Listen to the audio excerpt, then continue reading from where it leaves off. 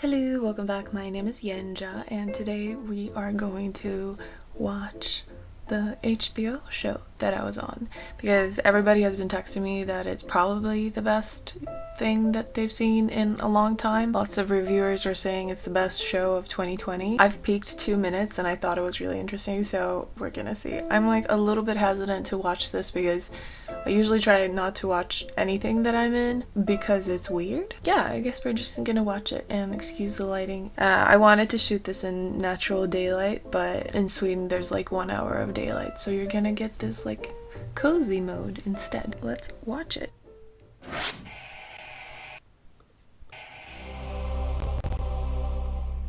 And I'll show you how to turn every waking moment into something that's impossible to forget.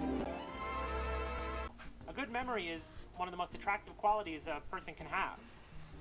The more I learn about memory, the more I know how much we can skew memories, so I also write intense amounts of journals. A friend told me recently about someone who lives in my neighborhood who has such a good memory that she actually competes in memory competitions. That's and she let me me! come over to look at some of her awards.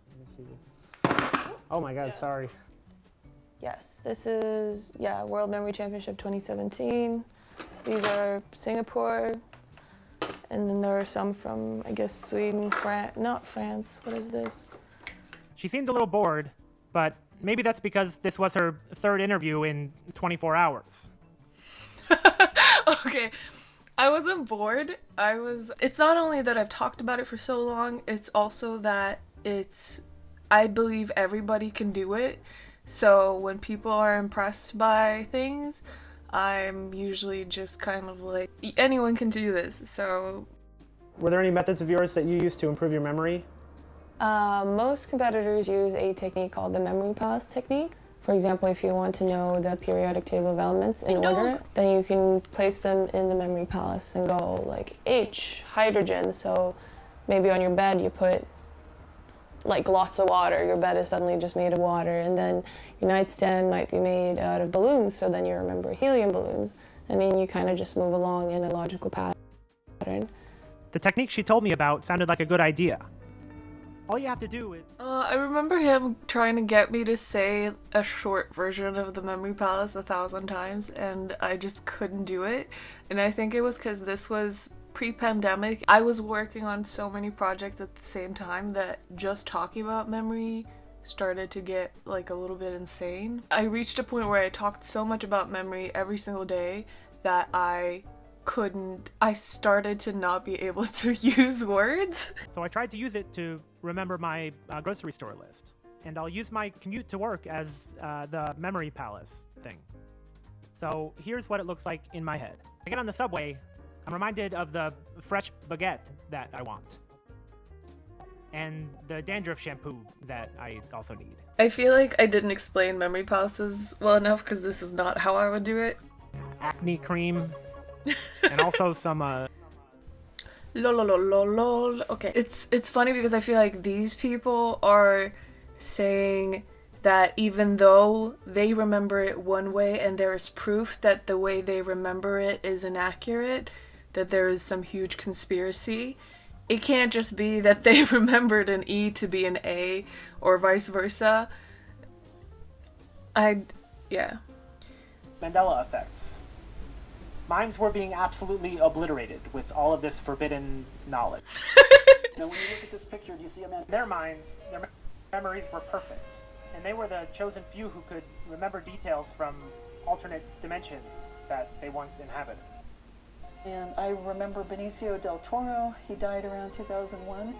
I think both of them are still alive right now, I hope. I'm not sure what that's about, but that's interesting. Could it not be that some actor who looks like Benicio del Toro died, or that there was fake news that he died?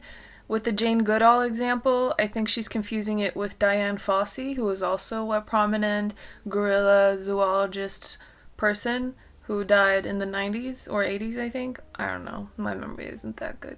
I purchased his book to learn more about his quantum timeline theory, and I took it back to my room. There wasn't a lot of science in there, but in the first 30 pages, the author claims to have invented Pokemon and met Mark Twain in a hot tub. This didn't explain much. This confirms that Hot Tub Time Machine is based on a true story. I don't understand the internet. You and me both. Like, where do we hold all of the information in the internet? Is there crystals, or what's holding the information? It's usually some kind of like hard drive technologies. What are those made of? What's that? What are they made of? Yeah, I think ultimately So silicon. that would be a crystal. Yeah. Yeah. There are crystals, yeah. Yeah. There. Okay, I don't know much about how the internet works except for the fact that I graduated from a coding boot camp and we had to take this preliminary course in the history of the internet and about nodes and electricity, but let's say it's crystals. Okay. The flip-flops is all evidence of the flip disappears after the flop. So your coworker's going to be in there? They will be. Wait. The thing about the flip-flops is that all evidence of the flip disappears after the flop? I don't know what that means. Kit Kat, Febreze blew my mind. Fruit Loops. One thing that was shocking about moving to the States was finding out how much of the group collective memory was centered around consumption, both for media and for food and brand name things. So I would ask things like, what's a Best Western? Or what is a Fruit Loop? And people would look at me like I was an alien. And then people would start talking down to me. Like, they would be like, okay, do you know what this is? This is a ball. Almost that level, because it's so obvious to Americans what a Starburst is. But we don't get a lesson in what Starburst or Fruit Loops or what a Best Western is when we learn English at school, in Sweden at least. It seemed like I had found the one place where the worse your memory was, the more people liked you. And they would go to great lengths to make you feel accepted. There we go. I don't think it's necessarily that the better your memory is, the more well-liked you are, because just from personal experience. This reminds me of, this is a spoiler alert for one of the best shows ever, in my opinion, called Work in Progress. It is revealed that she has also been ceaselessly, endlessly journaling about her life as well. It's unnatural to try to preserve some things.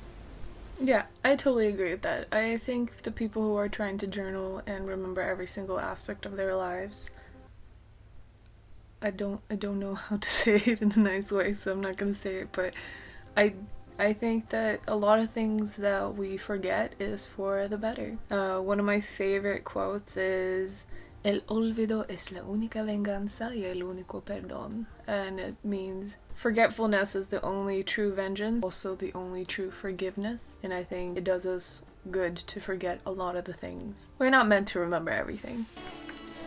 Yeah, so it's a pretty good show. I hope you like and subscribe, hope you like this video, and yeah, I'm probably gonna watch the rest of the show, but right now HBO Nordic is buffering. Let me know if you've seen the show, let me know if you like it. Also, there's a Cyber Monday sale on my memory course and you can get it for $12.99, link in the description. Bye! I think she's Diane Fossey.